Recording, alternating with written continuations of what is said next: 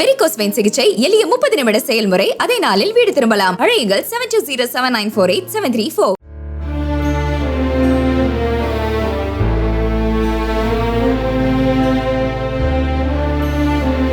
தருமபுரி மாவட்டம் அரூர் அருகே நவலை பகுதியில் தாம் புதிதாக கட்டிவரும் வீட்டின் மேற்பகுதியில் நின்று கொண்டிருந்த ரயில்வே காவலர் முனியப்பன் மின்னல் தாக்கி உயிரிழந்தார்.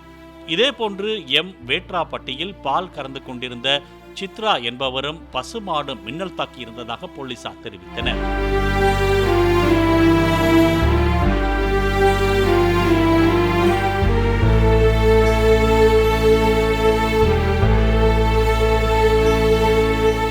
வலியற்ற வெரிகோஸ் வெயின் சிகிச்சை எளிய 30 நிமிட செயல்முறை. அதே நாளில் வீடு திரும்பலாம். அழையுங்கள் 7207948734.